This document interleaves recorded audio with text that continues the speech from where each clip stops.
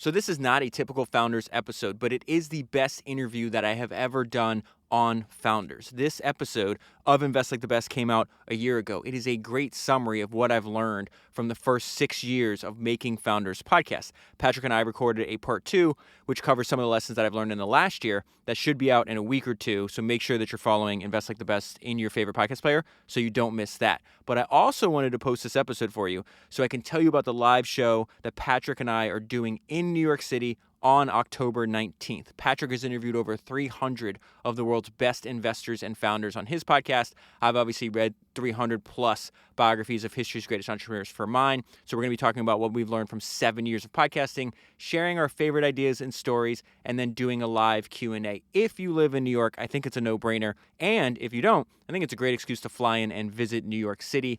The link to get tickets is down below and available at founderspodcast.com, and I hope to see you in New York. David, I think you have one of the most interesting hobbies turned professions of anyone I know.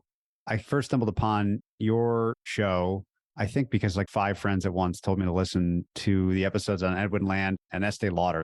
Those were my gateway drugs into your way of looking at history. I'd love to begin to introduce you to the audience by just outlining what you do. It's quite unusual. You've done a lot of it. Maybe you could just begin all the way back to when you first remember falling in love with reading. Let's start there. I've been in love with reading longer than I even have a memory. A few years ago, unfortunately, my mother died of breast cancer at a young age. And as she was dying, because my parents had like a tumultuous relationship at the beginning of my life, she's really the only one that has any kind of recollection of how I was as a child. So unfortunately, when she died, all those memories died with her. She said, the way you are now, you were from the time that you could talk. She's like, you would read anything you could get your hands on. Even if we didn't have books in the house, you'd read the back of cereal boxes. She said something where she's like, we didn't have a lot of money, but what I would do is take you to the bookstore. And God bless bookstores where even to this day, you can go in there and even if you don't buy anything, you just sit on the floor and you can read. And that's like one of my only memories from childhood, her taking me to the bookstore and just letting me read. And even before I could read, one of my favorite books when I was a real young kid was Where's Waldo? That's not even reading. That's just sitting there trying to find the guy with the striped hat. So it's just the only hobby that I've had my entire life. There's a ton of hobbies that I picked up, ton of interest, ton of sports, all these kind of things where I'll get really intense, do it for a long time, and then drop it. I have 2 modes, 0 or 100. Reading's not like that. And I just reread because the founder of Visa, D. Hawk, just passed away. And what I loved about his book is he was the exact same way. He grew up in a tiny house on the edge of the Rocky Mountains, had no plumbing, no electricity, no money. They barely had food, but he had books. His neighbors just said, there's something wrong with that D. Hawk boy. He'll read anything. See, when I read a biography, it's like I'm not reading biographies casually. I'm not like, oh, okay. I put myself in the story. To me, a great biography is like a movie for your mind, except instead of being over for 2.5 hours, it's going to last like 15, 20 hours. We were just talking before recording that I read a 1,000-page biography on Enzo Ferrari, one of history's greatest obsessives. You put yourself in that story. You're like, what is it like being a young Enzo Ferrari? His father passes away unexpectedly. You're 18 years old. Your father that you love more than anything passes away. Your brother serving in World War II gets killed. Your father's business collapses because of your father's death. Now you're left as an 18-year-old man trying to support your mother with no skills, no education, no anything. That's where the ideas. And then when you study somebody like Enzo Ferrari, it's like, oh, that is why the guy worked 16 hours a day, 7 days a week for 60 years and did it until he died because of that pressure. One of the greatest stories in that book, he didn't even think he was going to start his own car company. This is amazing. The big car company of the day in Italy was Fiat. He goes to try to get a job. And at the time, there's this huge glut. This is after World War I. And all these veterans are looking for jobs. So they get precedence over him. So he feels deflated. He had traveled from his small Italian town thinking he's going to get a job because he's obsessed with car racing because his dad used to take him to the racing at 9 years old. There's just so many things where you can't understand why they make the decisions they do in business unless you understand who they were and what happened to them early on in life. What happened was he goes and gets a job. He gets rejected. He goes to a park bench in the middle of the snow and is crying. It's a very vivid scene in the biography. And what is insane is 40 years later, after Fiat buys half of Ferrari, he goes back to that bench. The author ties it together. He's like, there was a missing piece of my life, a problem that I hadn't solved that ate away from me, that caused me to have this excessive drive and dedication and obsession to my business. And now that circle is complete. And he goes and sits on that exact same bench. The idea of understanding what happened to someone before they were 18 was the topic of a conversation I just had with one of the partners at Sequoia, telling me a story about Mike Moritz, Sir Mike Moritz, very famous investor, who asks that question of just about everyone, thinking that someone's motivation tends to be rooted in their life of childhood, maybe up until 14, not even 18. Before I start getting into your obsession with biographies, you mentioned your mom already. What is that for you? If we were to zoom in on your time pre-14, what's rooted in your own history that's made you this complete obsessive about studying history's great entrepreneurs and founders? I think there's a lot of examples in these books. Sometimes you learn what to do by seeing it done incorrectly. If I had to guess, and I don't even like thinking about this stuff, both sides of my family, they did the best they could. But like my parents didn't even graduate high school, much less college. I'm the first person in my family to graduate high school, first person to graduate college, first male in my family not to go to prison in 3 generations. Wow. Both sides of my family, unfortunately, are filled with examples of what not to do. Usually it has to do with abusing children, sexual abuse, physical abuse, abandoning their kids. I'd never met an intelligent person in like extended family. My immediate family did as best they could. My dad's still alive. I still have a relationship with him. It is what it is. As you get older, and then I have my own kids, you start thinking like all the stuff that like you're mad at them about. Imagine if you had their parents. One person in the family, I'm thinking of like my grandmother on my dad's side, is just like an evil person. And then my grandfather on my mom's side, they destroy everything in their wake. My own guess is why I was obsessed with books and stuff like that is I was looking for the right answers because all I saw was the wrong answers. Oh, I don't want to be that person. One of my favorite things Warren Buffett said, I've read his shareholder letters, I've read a bunch of biographies on him, then went and studied all the people he talks about in his shareholder letters. So I have like 15 episodes. He says, hey, go study this person. They're really smart. And I'll go and track them down and then find out who they admire. But one of the best things he ever said, he's like, one of the best things ever happened to me is like, pick the right heroes. I think that is extremely important. So that is the role that books play for me. It's just like, I don't have access to these people. I didn't have mentors. I didn't have anybody. When you think of what biography is, you're getting to know somebody and they become mentors in historical context.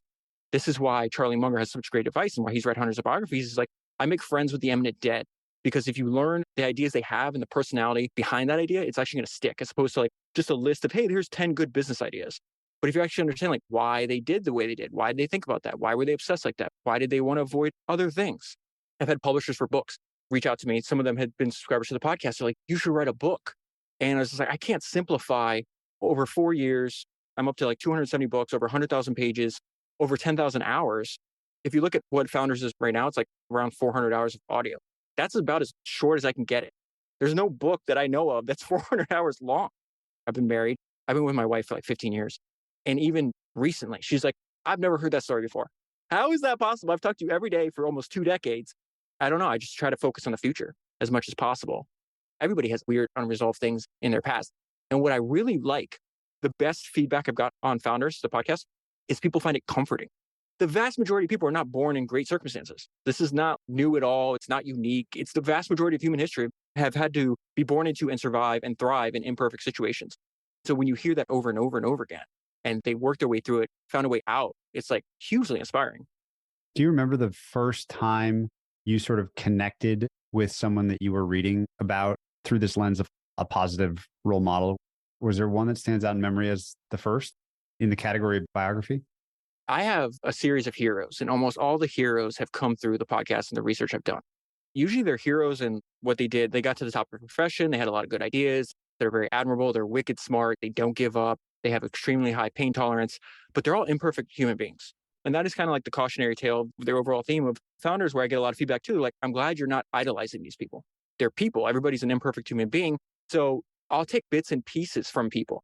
The only person out of every single person that I've studied on the podcast that I consider like my blueprint for like, I want that.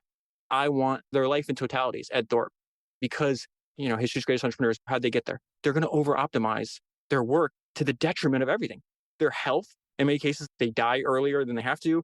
They are terrible fathers. They're terrible husbands. I don't want to do that. They have no friends. They're crazy people. Like I keep bringing up Enzo Ferrari, somebody I greatly admire from a work perspective, worked 7 days a week, 12 to 16 hours a day, 60 years till he died. He was a terrible husband. He was a good father. His son, Dino, actually dies early from, I think, muscular dystrophy when he was like 20. but he had no friends, never traveled, wouldn't leave his town, wouldn't get on an airplane, wouldn't even get on an elevator.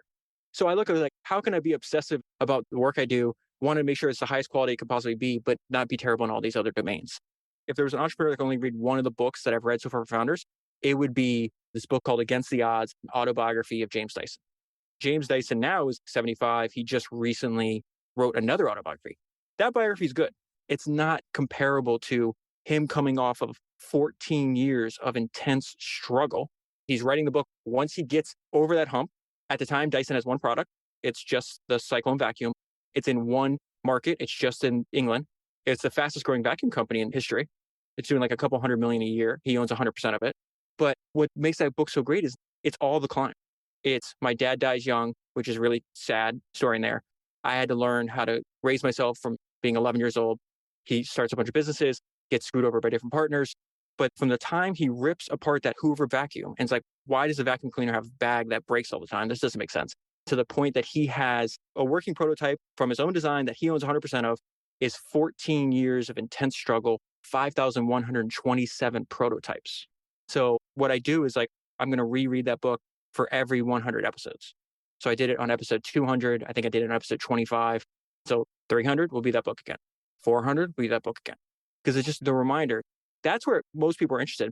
When you read a biography, everybody wants to know the beginning. There's always a part of the biography after they're super rich and famous and they're donating a bunch of money, and I'm glad they're doing all that. That's fundamentally not interesting. How many people can relate to that? But everybody can relate to, hey, I have a dream. This is what I want my life to be. Life is going to throw up all these barriers. So how do I navigate that maze to actually get to where I'm going? Everybody can relate to that. So you've read nearly 300 of these things. Some you've reread multiple times. I wish people could see on video, like the crazy notes and highlights you take in all these things.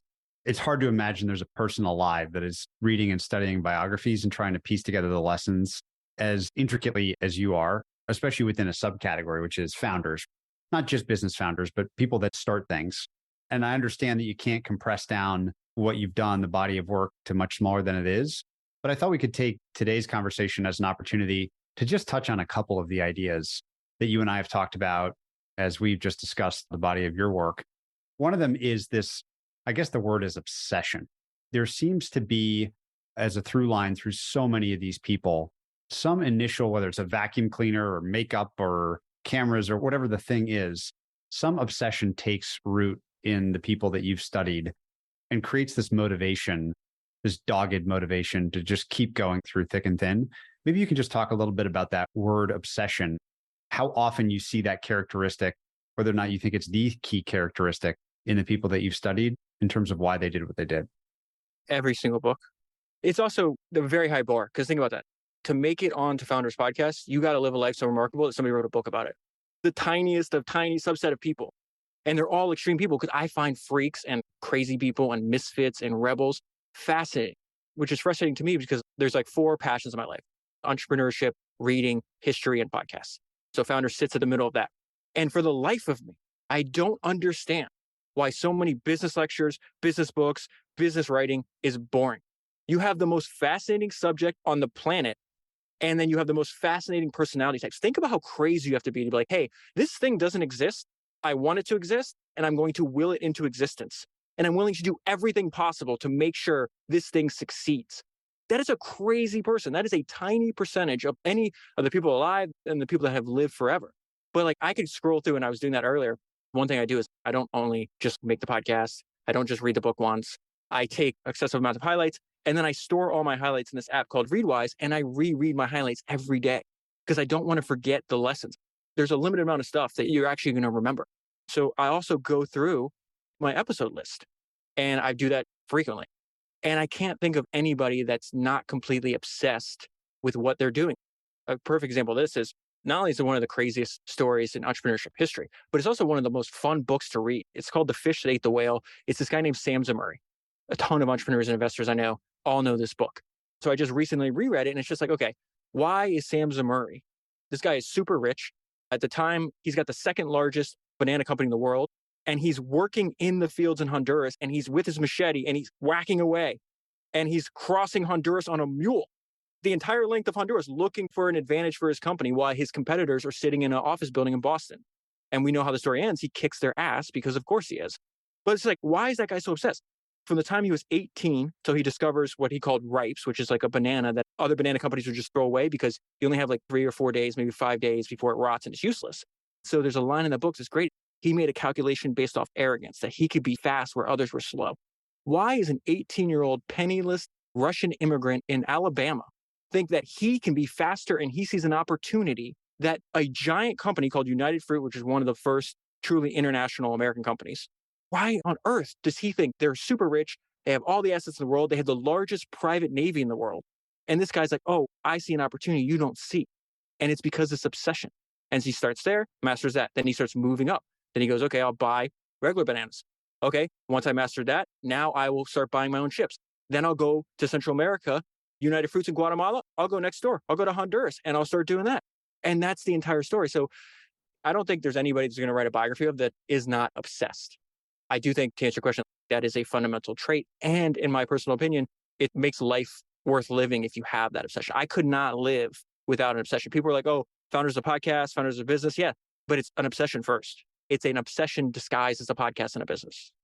Is the thing underneath obsession mostly curiosity? Because the topic of obsession for these people is all different. The Dyson one's a perfect example. It's hard to imagine getting excited about a vacuum cleaner, but he did.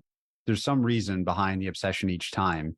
What is usually behind that? Is it just a basic system setting of curiosity in the person? And how do you think people listening should apply this obsessive lesson to their own lives? Do you think it's too general to say that everyone should keep working until they've become obsessed with something? I do think it's too general. I don't think most people will ever find it.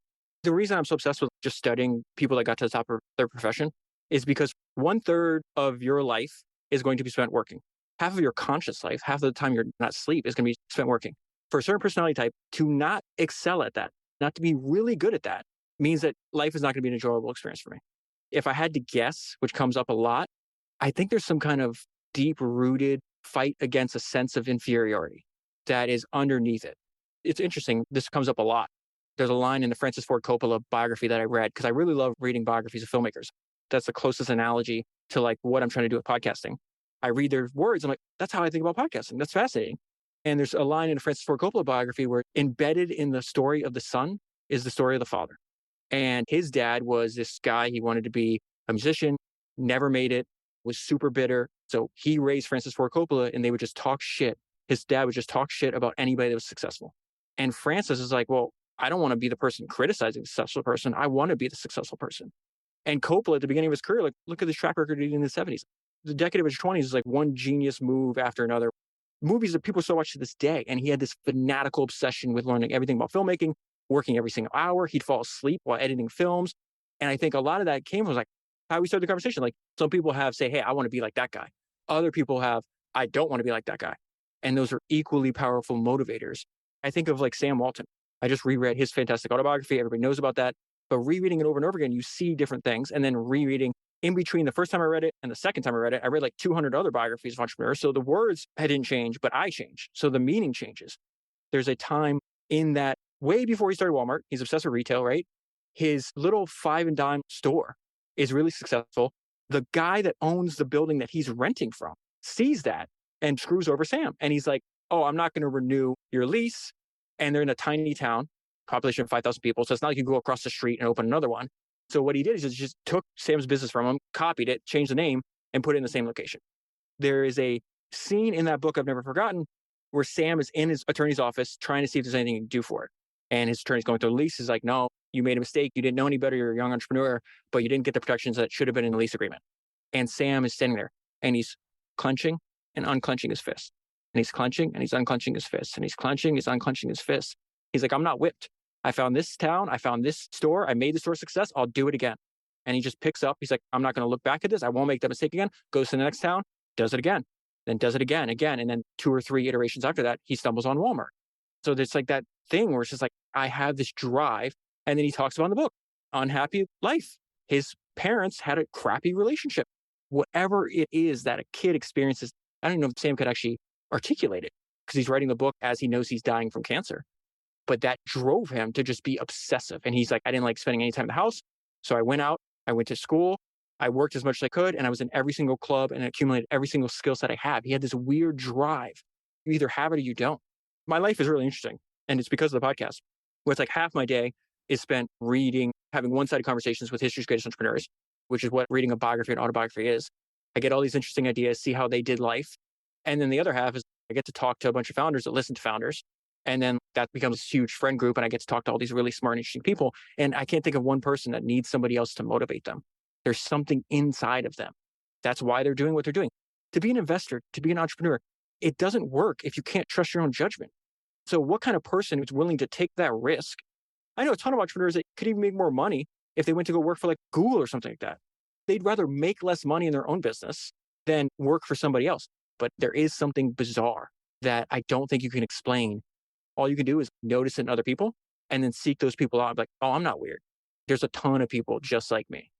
It brings to mind one of the things I was most excited to talk to you about, which is this classic nature nurture debate in people, but it's the idea versus execution debate, or the inspiration perspiration debate. Famously, Edison said 1% inspiration, 99% perspiration. And maybe that's true in time. But what I found more recently is good ideas matter a lot. If you don't have a good idea, all the perspiration in the world probably doesn't matter. I saw an interesting idea somewhere recently, which was like, a lot of people can run a McDonald's franchise. Not a lot of people can create a new McDonald's. And I'm curious what you're reading of all of these great entrepreneurs and founders, where it's led you in this debate of inspiration versus perspiration, and sort of how you would assign what matters more or most. Obviously, they both matter, but would love to just hear you riff on these two twin concepts. So there's two guys I discovered through the podcast. One's Claude Shannon through Jimmy Stoney's fantastic book, A Mind at Play, and another guy called Alfred Lee Loomis. There was a biography of him called Tuxedo Park. And what Shannon and Loomis had in common is they wouldn't argue their ideas. I think a lot of entrepreneurs in general, they spend time on Twitter arguing about, should we be remote, or should we be this, or should we raise money, or should we do that? It's like, who gives a fuck? You have an idea and don't let anybody get in your way until it's done. And if that's inspiration or perspiration or whatever the case is, the idea obviously matters, because I think the largest predictor of business success is the market that you're operating in. This is all over Warren Buffett's shareholder letters. It's in this book that I have right here about Henry Clay Frick, Andrew Carnegie's partner and one of the greatest entrepreneurs to ever live. He benefited from the fact that he was monopolizing the Coke industry, Coke not being Coca-Cola or cocaine, but Coke is this ingredient needed to make steel and iron. And he was at the right place in the right market. He was in Western Pennsylvania at the exact time he needed to be. And guess what? You take that dude that's smart, that's disciplined, and you put him in a market that's decreasing. You let him run Berkshire Hathaway, the original textile in the 60s. It's going to go right into the ground, just like you could be as smart and as hardworking. It doesn't matter. I think more of, instead of the idea, I think more of like the market is way more important. One of the things I'm so excited about, why I'm obsessed, and me and you share this obsession, it's just like podcasting is like a miracle to me. We were talking about the importance of understanding, why is this guy so freaking obsessed? Why is he working 7 days a week on this? This is psychopathic behavior. It's because of the way I look at podcasting. I don't look at it as a means to an end. Podcasting is the printing press for the spoken word. The revolution that Gutenberg unleashed when he invented the printing press may have taken 40, 50 years, 60 years, 100 years to gain steam, even goes faster now. But that is exactly what podcasting is. Everybody's like, oh, we have too many podcasts. That's like saying you have too many movies. We have too many books. Like, that's ridiculous. We have too many bad of anything, but there's always room when it comes to media or anything that people consume for good things to grow and prosper. And to me, when I look at where do I want to spend all my time, is there something I'm obsessed with that I'll think about even when I'm not working? And then also, is it a growing market? You're telling me today we've reached the peak of how many people are going to listen to podcasts? That's absurd. That's absurd. And not only will more people find your podcast and my podcast now, there's people that haven't even been born that are going to be listening to episodes. I don't want to dismiss, is it idea or execution? It's like, you need both. I'm sure there are some markets where they're going to pull the product out of you no matter what. And if you're the only one in that market, then that market's going to be satisfied. But I can't think of anybody that I've read a biography about that's just like, I stumbled into a good idea and I didn't have to execute relentlessly and over and over and over again for a long period of time. That's another thing too, where I'm only interested in people that do things for a long period of time. There is a subset of people that can start a great business or be a great investor for 2 years, 5 years, 10 years. I'm interested in people that you started the conversation saying about Edwin Land and Estee Lauder. Okay, two obsessives. They both had good ideas and relentless execution. Estee Lauder had to wait 20 years. She got completely obsessed with the idea of beauty, didn't have the opportunity to start her company because she was a stay-at-home mom until she was 40. The reason I say, listen, man, you guys should be reading Estee Lauder's autobiography is because it is my belief that if you were able to bring her back from the dead and let her start a company today, she'd be kicking most entrepreneurs' ass up and down the court. Edwin Land, too. Edwin Land started working on what would become Polaroid when he's like 19 and worked on it until he's 70. He had like the third most patents in American history behind Edison, and I forgot the other person. Who the hell works on something from 19 to 70? That's incredible. But what about the people underneath these leaders? I probably listened to 50 episodes or something of founders. If I had to summarize, one of the interesting lessons is the dramatic importance of the individual, which I think runs a little counter to maybe how a lot of people wish the world was, where it was more communal and Steve Jobs was going to emerge if Steve Jobs particularly wasn't him. Or I think the great individual theory or thesis, a lot of people don't like. But as I listen to a lot of your episodes and these stories, it strikes me that the person matters a lot. And I'm curious what you've learned about the layer of leadership underneath the founders, and if there's any common stories, themes, traits that you've sussed out there. I want to start with a quote because you just nailed it. And I'm an Edwin Land fanboy. I am on a mission because I meet a ton of smart people who don't even know who he is. So maybe people listening to this don't know that he was Steve Jobs before Steve Jobs. Steve Jobs met him when he was in his 20s. Edwin was like 7 years old. And Steve came away from the meeting saying, meeting Edwin Land was like visiting a shrine. These ideas that you've undoubtedly heard from Steve Jobs did not originate with him. He literally took them from Edwin Land. The idea of building a technology company at the intersection of technology and liberal arts. That's not Steve. That was on every single presentation that he made on Apple. He got that idea from Edwin Land. He literally talked about him over and over. And he said, this is my hero. And Steve also had this deep historical knowledge, which all these founders definitely have. All of them. I have not come across a founder that was not curious about what the great people before them did. I actually made a 30-minute in-between episode. It's called Steve Jobs and His Heroes. And I break down 39 podcasts on either Steve Jobs or the people that he talked about influencing him. Even when he was young, he was like in his 20s. And he could tell you how he felt the invention of the Macintosh was similar to like Alexander Graham Bell's invention of the telephone. It's like, how the hell do you know that at that age? That's remarkable. But Edwin said that there's no such thing as group originality or group creativity. He goes, I do believe wholeheartedly in the individual capacity for greatness. And he says originality are attributes of a single mind, not a group. What happens is even if you have a bunch of co-founders, there's usually one. A lot of these people had co-founders. You could say 1A, 1B, whatever the case is, but it's always singular. It's never like a joint thing. And what's good is they find people that can play the role of the second or third. It's not like, hey, I want to be the smartest person in a company. They all obsess. This is in Warren Buffett, David Ogilvy, Enzo Ferrari, Steve Jobs. They only surround themselves with A players. There's a great book called In the Company of Giants. It's on the floor next to me right now. What's fascinating about that is it's two Stanford MBA students in 1987 go and interview all these technology founders. If you think about the growth of technology industry from 97 till now, they were clearly like ahead of time. And what was fascinating is Steve Jobs, young Steve Jobs, he just came back to Apple, sits for the interview. They start the interview, they're like, hey, startup founder doesn't have that much time to recruit. And I forgot the exact terminology, but he cuts him off. He's like, I disagree completely.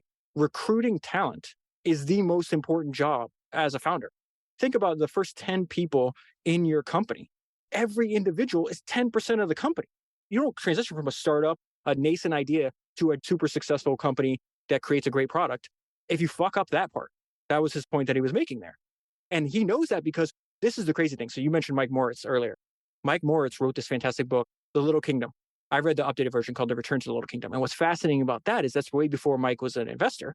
It's like the first, I think, 6 years of the history of Apple. And when the book ends, the Apple II is doing really well. Steve Jobs is still at the company, but we don't know how the story's going to end. So then I would read that book. And then what you need to jump into right after that, there's another book called Steve Jobs and the Next Big Thing. I think it was written by Randall Strauss. That book is about the 13 years between he left Apple and then he returned. I call it Bizarro Steve Jobs because it's a gifted, intelligent entrepreneur making every wrong decision in the book. That book ends in 97. He gives this interview. Think about this, how crazy this is. He starts Next. One of his first 10 hires at Next is an interior designer for the office. What the hell is happening here? You're reading that book and you're like, I know Steve Jobs is smart. I know he's talented. How the hell did he do this? We talked a little bit about ego before we started recording, where it's like, it's very prone to let your ego get the best of you. People admire you because the work. What happens is like, you usually isolate yourself. You'll work really hard. You'll do a lot of work. That work draws the attention of other people because it adds value to their life. And then suddenly over time, you confuse. It's like, oh, they don't like the work. They like me. And then I could just show up without having to do the work and everything will be fine. And that Next, he just showed up. He's like, I'm Steve Jobs. Ego is such an interesting one. That lesson is fascinating, confusing people liking the work for liking you. I've never heard it phrased that way. And that is so damn interesting. Where else do you see ego rear its head, good or bad?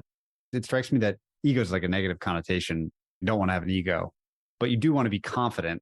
You do want to be charismatic. You do want to be a good salesperson. Some of the things that high ego people might be good at. What other things have you learned about ego? That phrasing is so helpful. I actually don't think that you build a great company with a giant ego. I don't think that exists. Sam Walton has a good idea about that. He's like, listen, your ego should use to drive you, but you should not be on public display.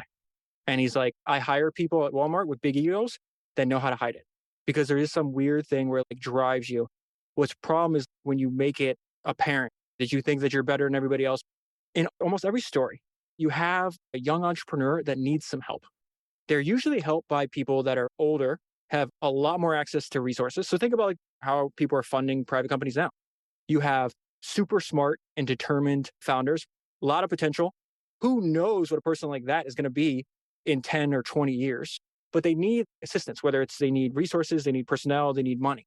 What I realized this morning is there's this guy named Thomas Mellon. And Thomas Mellon is one of the most important people in American business history because he's the patriarch of the Mellon family dynasty. What he did is he made a lot of money before and after the American Civil War. He's like maybe 50 years old, super rich, owns a bunch of banks and stuff like that. He comes across a 21-year-old Henry Clay Frick. Henry Clay Frick shows a lot of potential at this time. What Mellon can't possibly know yet, 40 years in the future, Frick is going to be considered one of the best entrepreneurs to ever do it. So much so that Andrew Carnegie sees him and is like, I need this guy on my team. And then they have a falling out. There's a fantastic book called Meet You in Hell. I recommend everybody reads if you want to learn about Andrew Carnegie and Frick. It's about what Frick told him. They had a falling out. Later, when Andrew's about to die, he sends a letter to Frick. It's like, hey, let's reconcile. We're living in the same city. We live a few blocks away. Let's get together. And he writes back, he's like, I'll meet you in hell. What was fascinating is Mellon sees Frick. Frick is at the very beginning of building this Coke empire that's eventually going to be acquired by Carnegie's company. And Mellon sees him. He's like, oh, this is another me. This is me when I was younger. He approves the loan. Then Frick takes that money, immediately deploys it, starts scaling up because it's like, hey, I got an opportunity. I need to do this as fast as possible. Goes back to Mellon. I think he borrowed like $1,000. This is 1800, so a lot more money, $1,000 today. So he borrowed $1,000, goes back almost immediately, says, give me 10,000. Mellon's like, yo, what the hell are you doing, kid? So he sends one of his partners, he says, go check out this Frick guy. He seems has potential to me, but I need to make sure this guy's not full of crap. So Mellon's partner goes and shadows Frick, and he writes back to Mellon. And he's like, the guy works in the Coke plants all day long, studies his books at night, knows his business down to the ground, make the loan. And that is the first hand up that he gets that causes him to build a monopoly in his industry. There was no 1B to Frick's Coke empire. It was clearly him. What was fascinating is like, I didn't put this together the first time I read that book because I probably read 150 books, 150 biographies since I read it the first time. But I had just recently been rereading books on John D. Rockefeller. And this guy named Jay Gould pops up in Rockefeller's biography, every single one, which is really weird. Everybody's read Titan, the most famous biography of John D. Rockefeller. What I did is I went in the bibliography of Titan, found a book that the author, Ron Chernow, used his research and ordered it. It's a very old book. It's like 40-something years old. It's very hard to find. I read that book and I'm like, wait, this is a biography of Rockefeller and there's an entire chapter based on Jay Gould. What the hell is happening here? And then you see when people would ask, Rockefeller is probably the most famous entrepreneur in history. And they asked him, like, who's the best businessman you know? And he said, without hesitation, Jay Gould. Without hesitation. Then you have Cornelius Vanderbilt. This is another thing we should talk about is how all these people wind up knowing each other. There is something to be like talking to other A players. And then you have Cornelius Vanderbilt, who's the richest person in America at the time, 40 or 50 years older than Jay Gould. And he's like, Jay Gould's the smartest person in America. So I was like, okay, what the hell happened? So the author actually sent me the book, a biography of Jay Gould, came out like 15 years ago. I think it's called like Dark Genius of Wall Street or something like that. These are formidable people saying this is the one. You got to pay attention to that. Why is that happening? So I'm reading Jay Gould's biography, same situation. He's like 20 years old, 21, needs a leg up, meets this older, more successful businessman. But where Mellon did is like, I'm successful, but he didn't let his ego get in the way. He's like, I want to be this guy's partner. His success does not threaten me at all. The difference in Jay Gould's life is Jay Gould winds up taking on an older partner, this guy named Zadock Pratt, I think is his name. I'm going off memory here, so I might get his name wrong. But that guy was super rich, owned a ton of land in the Northeast at the time, owned 30 different factories that would produce leather goods. And all the different factories would have different partners. So he winds up doing a partnership. Jay winds up doing some surveying work for him on some of his land. And Zadok's like, oh, this guy's smart. I'll partner with him. I'll put up the money. I'll give you the expertise, and then you run with it. Well, Jay Gold is a straight up genius, way smarter than I'll ever be. And he runs with it. He'll hit you up for advice and money, but eventually he's like, oh, I got this. I can figure it out. He's coming up with ideas. The crazy thing about Jay is this guy's been in the leather business for 40 years. I'm coming up with ideas that he doesn't see. That threatens Zadok's ego. How do I know it's Zadok's ego? Because the guy was so rich, he started his own bank, printed his own currency. Guess whose face he put on his currency? His face. You know Mount Rushmore? In this town, there's like a big like granite wall or a big rock formation. So, Mount Rushmore, you got all the presidents on there. He hired somebody to carve his own face. Think about how egotistical you have to be. I want people to come to my town and see my giant head hovering above everybody. They started partnering. He didn't like that Jay stopped asking him for advice. He thought his success, and Jay was managing his leather factory, they call them tanneries, better than his other partners. He didn't like that. He felt threatened. So he tried to maneuver, and he said, hey, we're going to end the partnership. You have to either buy me out for $60,000, which is the money I put in, or I buy you out for 10, which is with the money you put in. He did that because he's like, this guy doesn't have 60 grand. Didn't know that Jay has a brain. He knew this was coming, and he had secretly set up financing, and he was waiting for that to happen. Rockefeller has the exact same story for his first partners in the oil industry. He had older partners to try to screw him, and he says a great line. He's like, well, they were talking so loud, my mind was running. What happens? Like, okay, I'm hitting this provision in our contract. You have to come up with 60 grand. Jay's like, here it is. And he takes off and running. You had the opportunity to partner with one of the greatest entrepreneurs to ever do it, and you fumbled it because of ego. How often do these people, men and women, break the law or enter the gray area of the law, building what they built? In Jay Gold's case, all the time, because the SEC was founded 40 years later to combat things that Jay did. This is 1800. There's no securities law. They did insane things. There's no antitrust act yet. You could say, okay, is there a person like Steve Jobs in history? I just said there is. Is there a person like Elon Musk? There probably is, especially people that try to sell and like overpromise in some domain. There's like Henry Kaiser, who was as famous in his day as Elon is today. There is not in the history of entrepreneurship an equivalent to Cornelius Vanderbilt. I read 2 books on him. If you said, okay, David, who alive today reminds you most of Cornelius Vanderbilt? I would say Vladimir Putin. Vanderbilt had nation level wealth. If you could have turned his entire fortune liquid at the day he died, he would have controlled 1 out of every $20 in circulation. The reason I say he's not like anybody else, and yeah, he breaks the law, is there's a fantastic book I did a podcast on. It's called Tycoon's War. There was this other guy, I think his name's William Wallace. This is like 3 years ago, so I'm going off memory.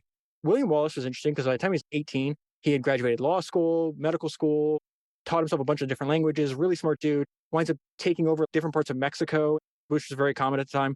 He was a military adventurer. He winds up taking over, I think, Nicaragua. And this is a time where Cornelius is doing the transition from just having steamboats and he's getting into railroads, but there's this gold rush. So people are paying to be transported from the East Coast to the United States to get to California for the gold rush. Vanderbilt makes a ton of money because he's one of the rare people that has steamships, railroads, and then boats to cut through South America. And then he'll put you on like a mule, and then he'll pick you up on the other side. He had basically from A to Z. He cut down travel time by like 6 months. So substantial value. So some of his ships were stationed in Nicaragua. And William said, hey, I overthrew the government. I am now the president of Nicaragua. So these are my ships. Vanderbilt tried to have him killed. That's not hyperbolic. That is legitimate. He hired mercenaries to go get him. He petitioned the Secretary of State of both the United States and Britain. He's like, I'm not going to sue you. I'm going to kill you. The way they thought, you could argue that some in history's greatest entrepreneurs, they might have been more ambitious. I'm not saying go out and overthrow governments, but they did. Sam Zamuri, fish and ate the well, he did that. That's legitimate. He funded a coup because you tried to take away his banana property. I'm not saying these are good people. I'm just saying that they just looked at it like a problem. How we would be like, oh, I can't do anything. I guess my stuff is gone. Oh, he has my ships. What can I do? I'll try to go through diplomatic channels. Cornelius is like, I'll just send guys with guns. Go try to steal something from Putin. What do you think is going to happen to you?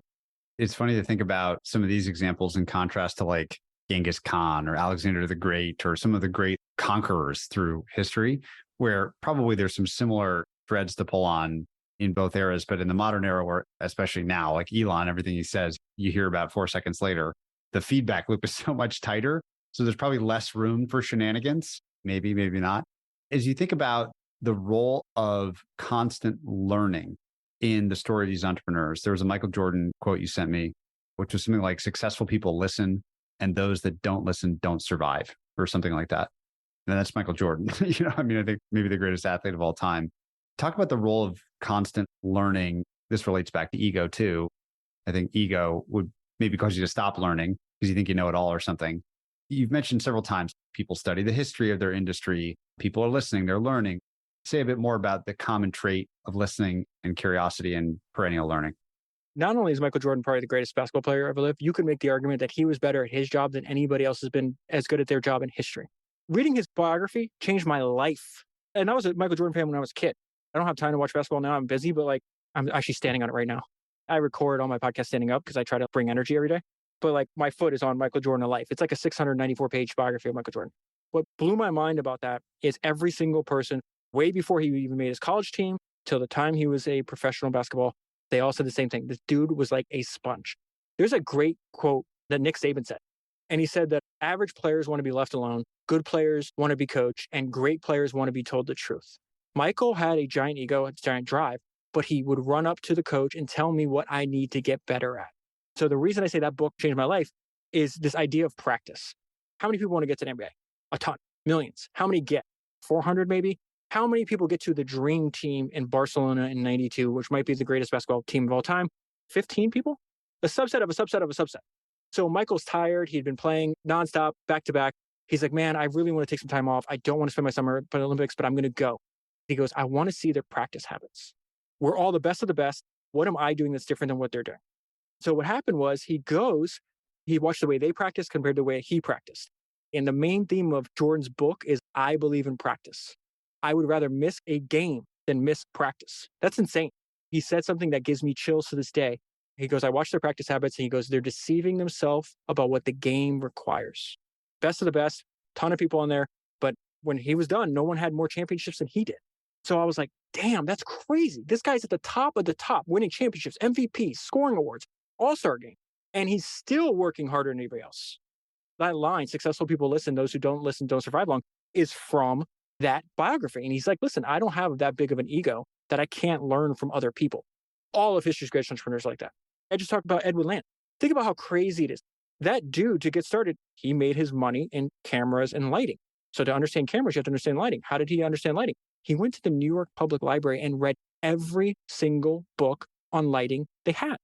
He invented instant photography. Before Edwin Land, you took a picture, you sent it to Kodak, and you got it back like 2 weeks later. After Edwin Land, you press a button and you have it then. That's insane, dude. And what did he do? He didn't say, look what I've done. He goes and he hires Ansel Adams, who he thought was a fantastic photographer. And he says, he's like, my aim is to produce the most picture perfect making process. And you have shit in your brain that can help me achieve that. They're learning machines. They're like, okay, whether it's a book, whether it's a podcast, whether it's grabbing a person. They're like, hey, that person has information I need. I want to see if I can talk to them. You mentioned Edward Land. There's this great quote that I think ties in here, which is something like, anything worth doing is worth doing to excess. Again, what I like when you send me stuff is when it's at odds with common wisdom, everything in moderation or something like that. Talk about that excessiveness. And what I'm really interested in is hard work. It seems as though one of the modern things is to have a more balance, more freedom, more flexibility. And I think if you look at all these biographies and everything I've listened to from you, that is definitely not the case for these people. And again, like you've said, we're not suggesting these people are the ones to emulate, just that they're ones that have created extraordinary outcomes. But talk about this, everything worth doing is worth doing to excess. How you think about hard work? You're working your ass off to create founders. What do you think about excessiveness and hard work? The full line is what Edwin Land says is like, there's something they don't teach you at Harvard Business School. If anything's worth doing, it's worth doing to excess. I put together maxims because you're going to remember that. Successful people listen, those who don't listen don't survive long. That'll stick in your brain and you'll understand the idea behind that. And this is as old as humans. They've been talking in maxims, in common sense and homilies forever. Think about why song lyrics are so sticky, because it's like an idea condensed down. One of my favorite ones, and it's the main theme of the history of entrepreneurship, it's why if you look at my phone, on my phone, my lock screen is a picture of Ernest Shackleton, the famous polar explorer, who looks like hell, got a huge beard, covered in ice, looks like he's about to die. And his family motto was, by endurance we conquer, which is why I told you earlier, I'm only interested in people that do things for a long time, because at every single step, these people are presented with opportunities to quit and they don't. So he's like, I don't have to be the smartest. I don't have to be the best. I don't have to be talented. And this is where I believe in myself. I don't have to be the best. I don't have to be the smartest. I don't have to be the most talented. I just have to outlast you. And I'm not giving up. I've had a bunch of people offer like partner up or buy the podcast or whatever. And they're like, hey, you're going at an extreme pace, which I really don't feel like I am because I just read. There's no trick here. I pick up a book and stare at it. And I do that for a few hours every day, 7 days a week, 365 days a year. My daughter's like, why are you reading? It's your birthday. Why are you reading? It's Christmas because I like to read. And if you do something for 3 or 4 or 5 hours every day that most people don't do, you're going to develop a value for other people in the world. And that's all a business is. The best description of a business I ever heard came from Richard Branson. He's like, all a business is, it's an idea or service that makes somebody else's life better. If you make other people's lives better, you'll capture that value in return. So I don't find many of these people are moderate. I'm going to read this quote that I have saved on my phone. It's hilarious. It's by Bill Gurley. It's called Running Down a Dream, How to Survive and Thrive in a Job You Love. But in that, he profiles 5 people that do exactly what Michael Jordan does, that did exactly what Edwin Land does. He profiles Bob Dylan, the musician, Bobby Knight, the coach, Danny Meyer, the restaurateur, Sam Hinkie, and Katrina Lake. What Bill Gurley did in an hour, he breaks down what are all the traits or what are their approaches to work that is similar. What does an entrepreneur have to do with a musician? A lot. What does a restaurateur have to do with a basketball coach? A lot. It's the same ideas applied to different domains. None of the people described are moderate. That's why in an hour, Bill just breaks this down perfectly. It's insane. I just finished reading Bob Dylan's autobiography, which is the book that Bill Gurley read. That dude literally discovers folk music, finds out who does folk music the best, listens every hour of his day that he's not playing. Bill's term for this is professional research, which I think is exactly what Founders is. How do you get better at your job when you're not working? It's all the learning, the constant practice. That's professional research under one umbrella. So Bob Dylan engages in professional research. He's listening to every single record he can get his hand on, making friends with people that have hard to find records. And then he discovers Woody Guthrie and he's like, I got to go find him. Where is he? I'm in Minneapolis. I have no money. My clothes are tattered, but I have a guitar and a dream. I'll go out to the side of the road and stick my thumb out and I will hitchhike to New York City with $10 and a guitar case to find him. And that's exactly what he did. So to answer your question, there's a quote I have on my phone. I've had this quote since 2017. I'm not a fan of moderation. I'm attracted to extremes. What do you want your life experience to be? Do you want to be exceptional? Do you want to push the boundaries of your capabilities? Do you want to walk around in a fog, butting up against your potential, but never actually realizing it? Then knock yourself out. Be moderate. I'm not interested in that. So I can't do the podcast less than I do. All I can do is say, hey, this thing, this obsession of mine will overtake my life because I've seen enough stories where it can ruin my life. So I have boundaries. I have a balance every day.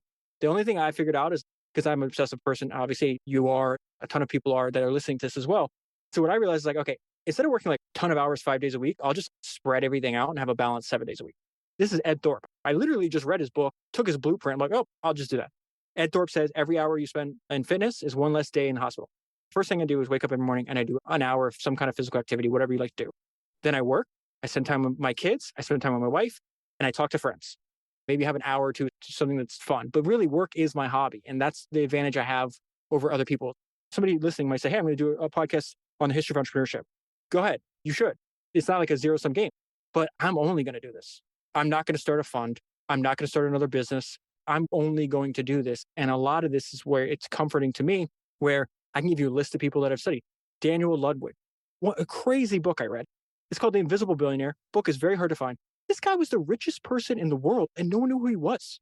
And he competed with like Aristotle Onassis. Everybody knew who Onassis was. He's married to Jacqueline Kennedy and shit like that. This guy, his work was his hobby. Edwin Land, work was his hobby. Henry Ford, Enzo Ferrari, Estee Lauder, Henry Kaiser, David Ogilvy, Warren Buffett, Sam Zamuri, Alfred Nobel, Joseph Pulitzer, Coco Chanel, Sam Brumpan. I can go down the list. You just have an advantage because you love it. There's a guy named Larry Miller. He was the richest entrepreneur in Utah. He owned the Utah Jazz. He owned like 90 different fucking businesses, owned like a 30,000 square foot house on the hill.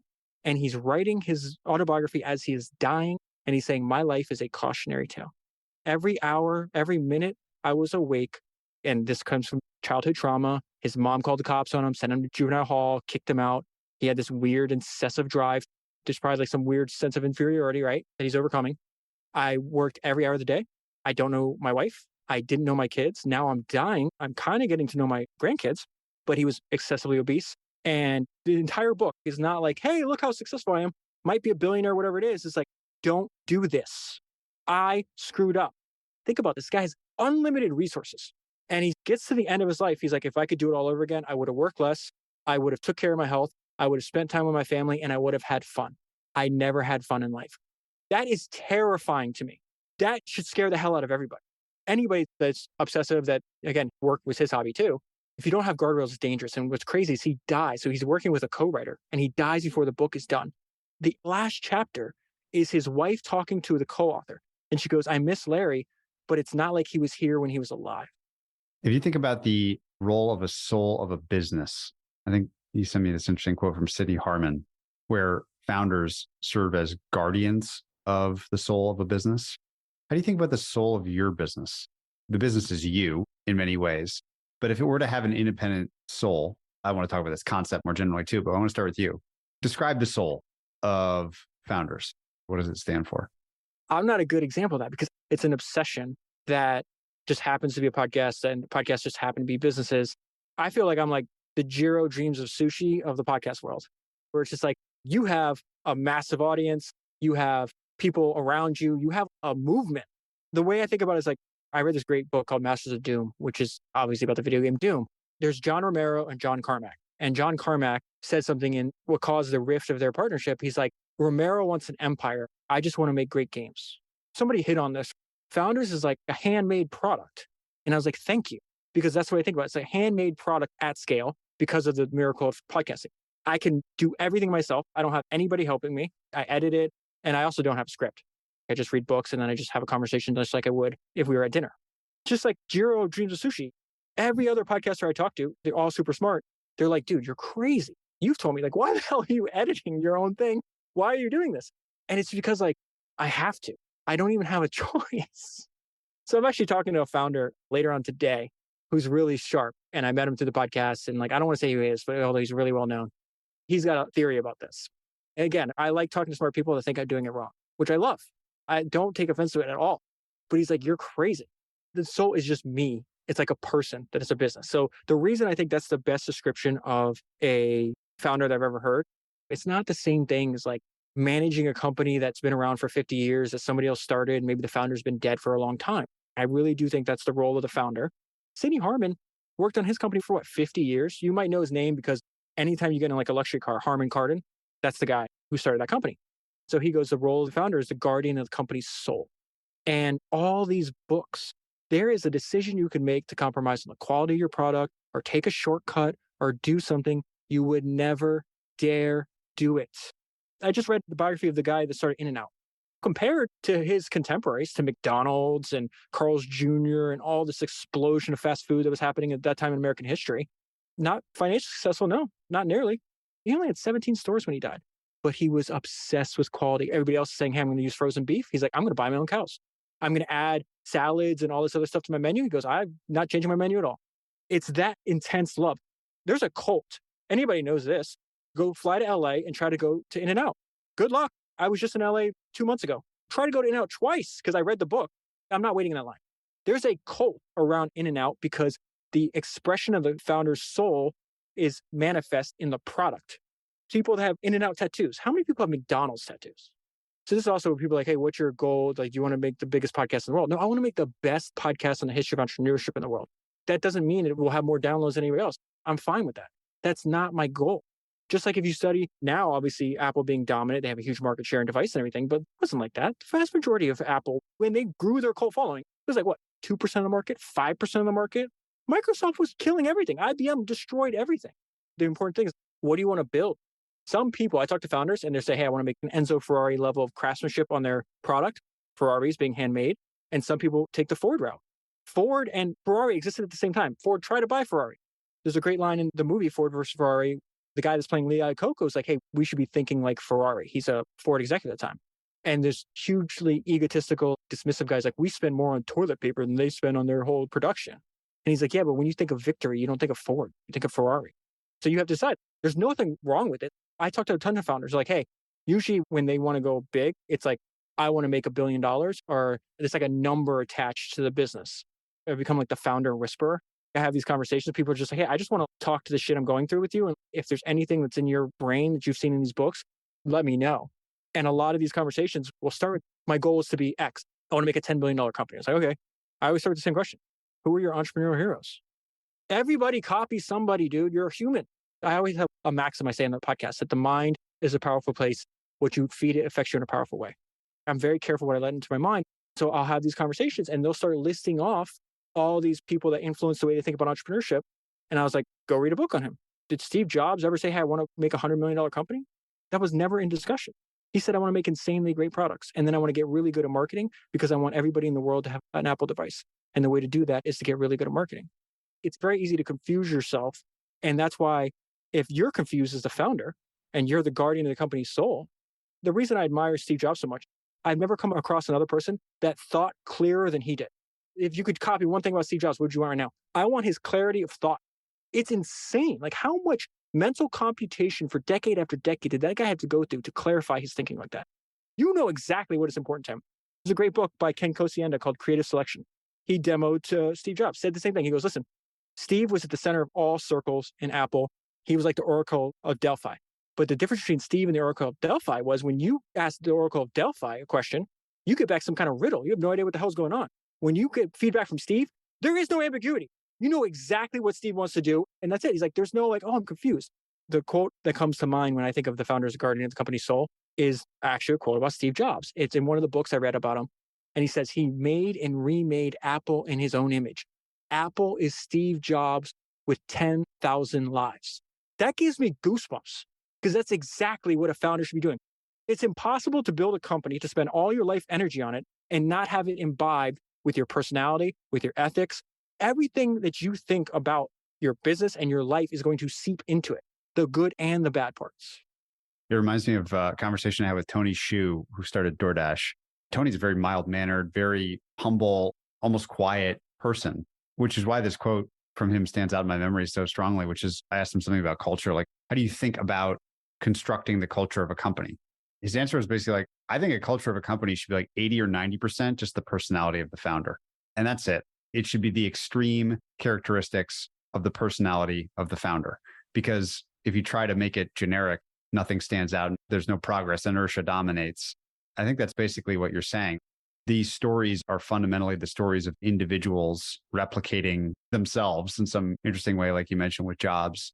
And the marketing thing is such an interesting angle that I don't think you and I have ever really talked about, because so much of the time we think about the products, and that's mostly what we've talked about, the phone, the Polaroid, the airplane, the whatever. And we don't think about as much the story and the marketing. What have you learned about all of these people as it relates to marketing? Did they all tend to be good at it? Was it just a means to an end for them? What have you learned about how these people distributed or got the word out about their products over time? I'm a collector of maxims and aphorisms. And I think my favorite one might be actions express priority. I don't look at what you say, I just look at what you do. They're marketing geniuses, all of them. What do you call a person that's gifted at customer acquisition or distribution? A founder. There's a ton of people that have great products and no one knows about. So you failed that aspect of it. I read a book called Insanely Simple, which is written by one of the guys that worked at the ad agency that Apple used. And he compares and contrasts in the book Dell's approach to marketing when he worked for them and Apple's. And he's like, Steve told you with his actions that marketing was important. And how do you do that? Every Wednesday, we had a 3-hour meeting. And this is like maybe post iPod and before iPhone, somewhere in there. But after they were already having a lot more success when he came back. And he goes, we had a 3-hour meeting and Steve would review every single marketing ad, every single thing. There was not a fucking billboard that was going to go up until Steve said that was okay. And the reason it is important is because there's a lot of people that preach in their companies, marketing is important, and it's just words. Steve showed with his actions. And then you have Enzo Ferrari's just on top of mine because I read 3 biographies of him and I just read all of my highlights again yesterday. But he was a marketing genius too because he's winning Le Mans. That's how he jump-started his company. And because of Ferrari stands for victory, you have all these rich Americans flying to Italy and they'd want to meet Enzo Ferrari. He's very mysterious. He wouldn't let you see his eyes. He'd wear sunglasses in every meeting. He did that on purpose. He thought they were like the windows to the soul and he didn't want you reading his soul. And what he'd do is his employees would catch him giving a tour of this rich guy. And the guy's like, oh my God, Enzo, these cars are fantastic. I must have one. And he goes, I appreciate that. I'll see what I can do. I might be able to get you one, maybe 6 months, maybe 12 months from now. And then the guy would leave and the employee would go up and be like, Enzo, we have a parking lot full of unsold Ferraris.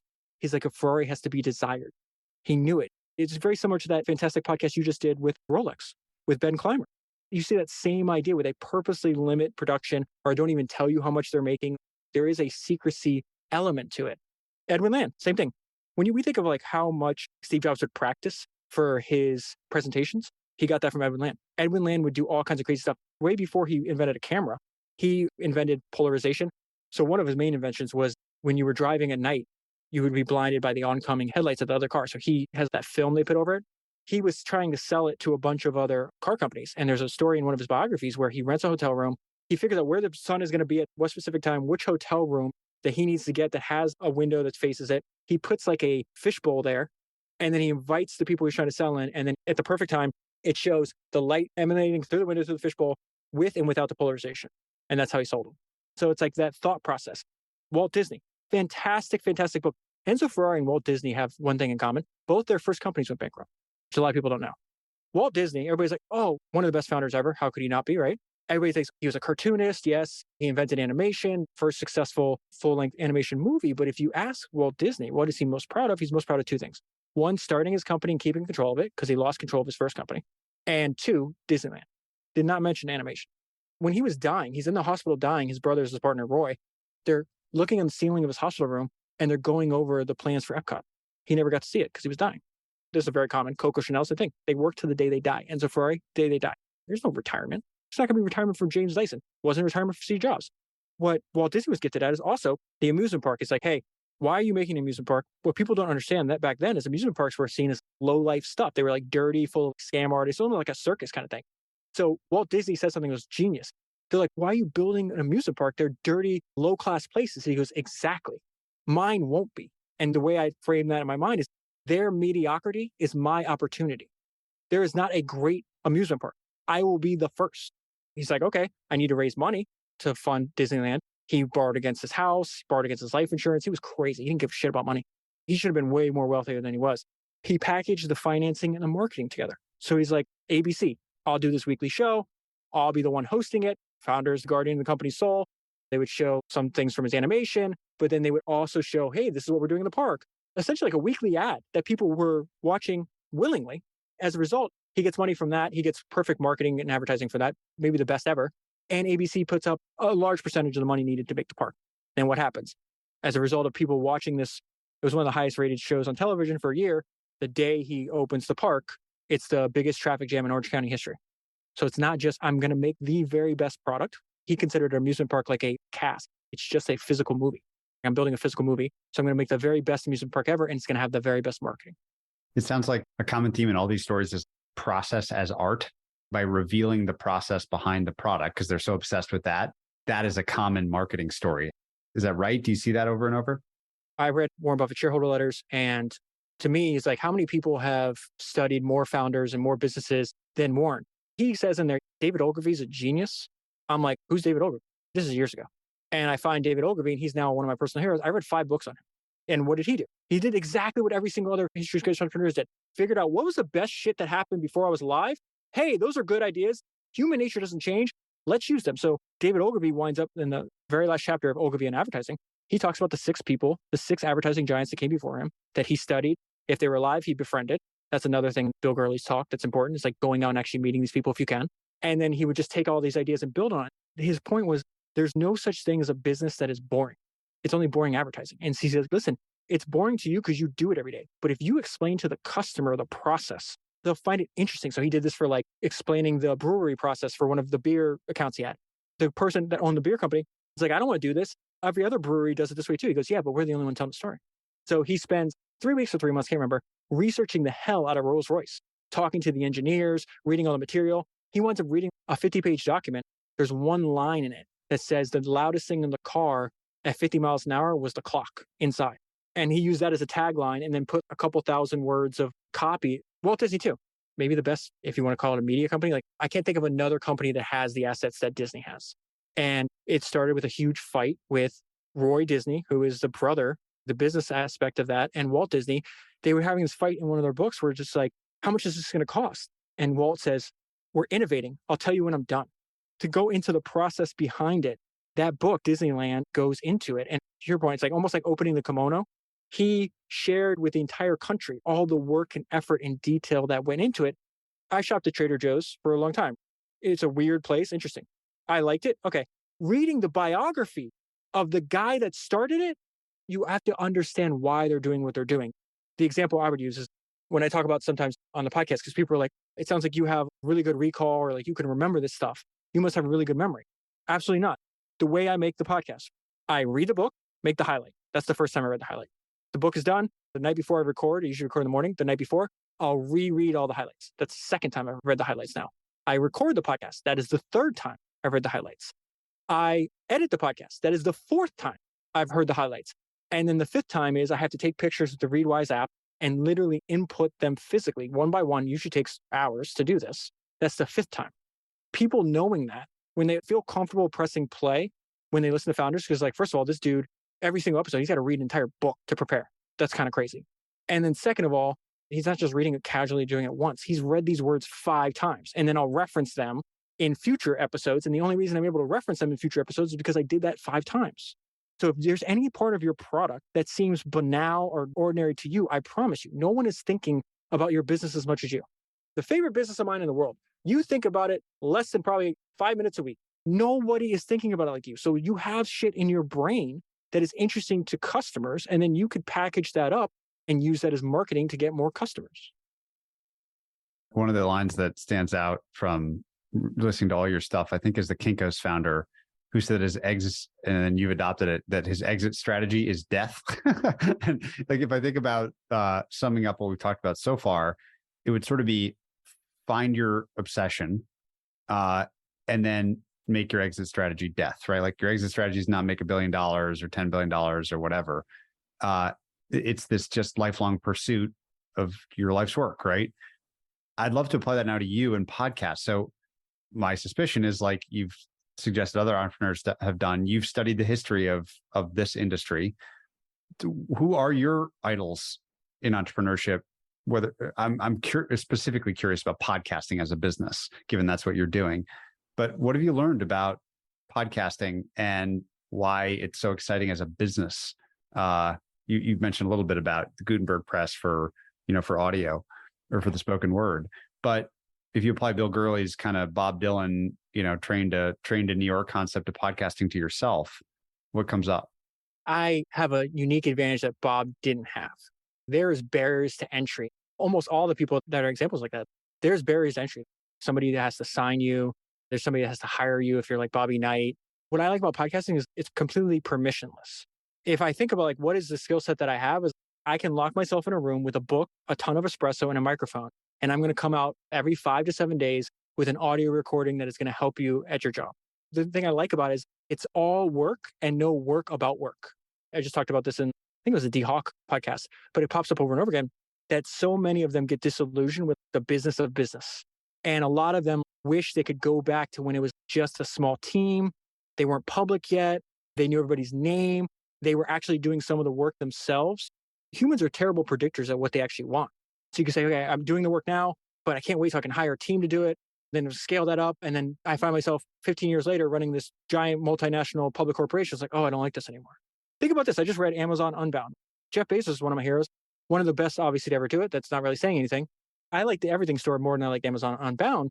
But Amazon Unbound, you get to the end, and one of the notes I wrote in the margin is, think about it. Being the CEO of Amazon is not fun. Because if it was fun, he would do it. What you really root for is, obviously, you can't stay at the very beginning. The guy's got knee pads on. He's taken the books to UPS himself. You don't want to stay in that case. But one thing is, I was obsessed with podcasts way before I even had one. So as a byproduct of that, me and you were talking about this the other day, where people can give you bad advice on podcasts.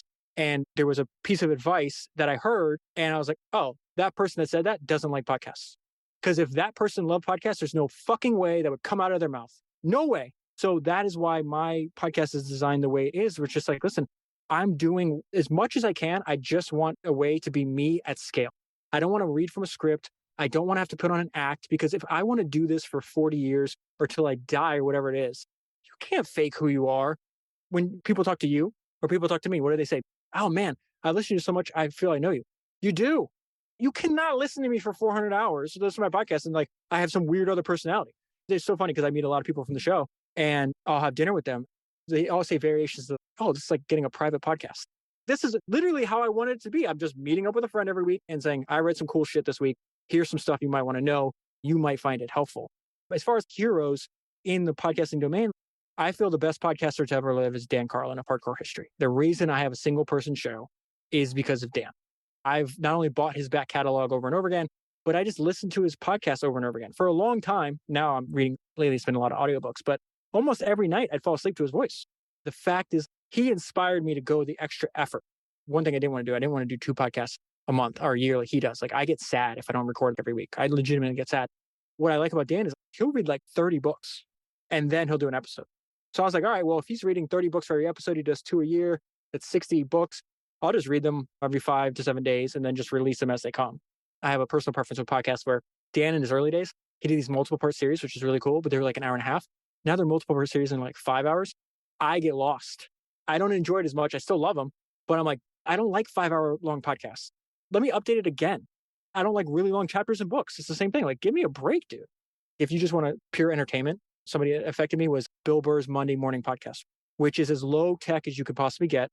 Most people, or at least people like you and I, are using podcasts to learn. But what I liked about his is like he's been doing it every year for over a decade. He shows up every week. I don't listen as religiously as I used to, but I don't think he's skipping any weeks. And he just sits up and he talks directly to you for an hour. And he might be talking about his life and all this other stuff, but it's perfect. Because if you really think about it, what I don't like and why I think you see podcasts that have bigger audiences than like cable news, because it's all fake. Humans desire authenticity. The words that are coming out of my mouth are not coming from words that somebody else wrote on a teleprompter. This is some fake shit. If a friend talked to you like that, you'd get up from the dinner table and walk away like, what's wrong with this guy? You're sweating. You got caked up makeup. Like, why are you wearing makeup? I think humans crave authenticity. And the reason I'm so bullish on podcasting as a business is because the village storyteller is as old as language. Except now the village isn't just 10 people around a campfire. The campfire is 7 billion people. The reason why I'm so bullish on founders is I think it'll take me to really interesting places, assuming I don't quit, which I don't plan on. They're like, you're wasting your time. You'll never achieve scale. Go start like a enterprise software business. You'll make a lot more money. So I just spent my life chasing money, doing something I hate. Great advice. Thank you very much. And it's just like, why won't I reach scale? They're like, oh, because, what's the biggest podcast? Maybe the biggest podcast has like 10 or 15 million people. I was like, yeah, but now they do. How many people are interested in business? How many people are interested in entrepreneurship? And the way that I think about it, how many people are connected to the internet, speak English, and are interested in entrepreneurship? There's like 150 million business owners around the world, something like that. Somebody out there has better numbers than I do. But last time I looked, it was like that. I don't think this is like some small niche, dude. I got a freaking email yesterday and I love this shit. This is why I'm so obsessed with it. It's because you never know what they're going to do with the work you put out there. This dude listened to my podcast. I did like 3 or 4 podcasts on Jeff Bezos. He's like, dude, listen to your podcast. Help me get a job as an engineer in Amazon. And then he emails me. He's like, I love your podcast. I wrote this software. And now he's analyzing all the books and writing out a software program to map all the connections for us. And he's going to like make it available for everybody.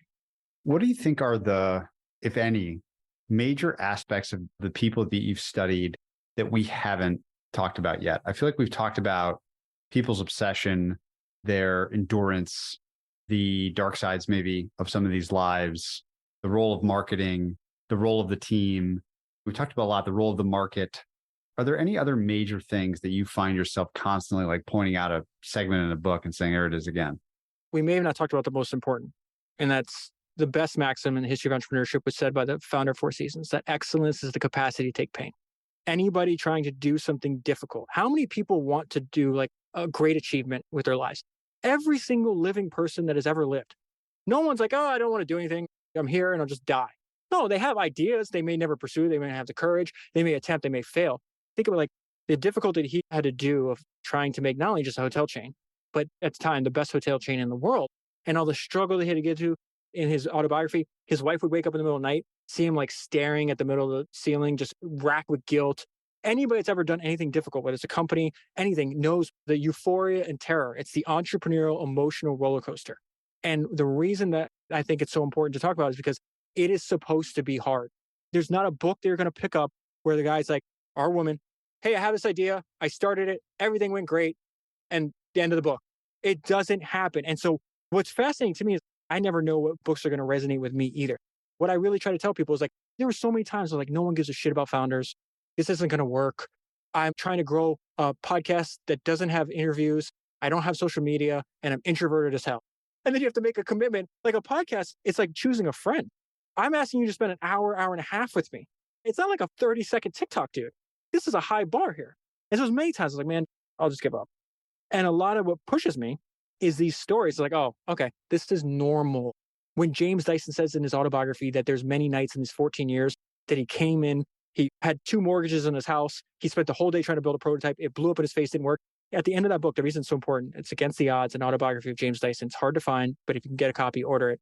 And he says, listen, it's easy for me to celebrate my doggedness now. I made $300 million last year, but I'd be lying to you if there wasn't times where I went inside my house, had my wife look at me in the face like I'm a failure, and I'd cry myself to sleep. And I got up and did it again anyways, because excellence is the capacity to take pain. I apply this to like, I don't really feel like working out right now. I don't feel like doing cardio. I don't give a shit, David, how you feel. How you feel is irrelevant. That's an idea I got from Henry Ford. You read his autobiography. He goes, I feel sorry for these, I think he calls them soft and flabby men that can only do great work when they feel like it. That was one of the first episodes of Founders I ever did. There was like 200 people listening at that point. I read the quote and I go, so essentially Henry Ford is saying, fuck your feelings. That line for some reason resonated because I didn't even know people were listening to this. And what Henry Ford's point was, listen, a business exists to serve other people. So how you feel, there's going to be days where you get out of bed and you cannot wait to get to work. And that's great. And there's going to be days where you don't want to go to work. And that is irrelevant because the business is not about you. The business does not exist for your pleasure. The business exists to serve other people.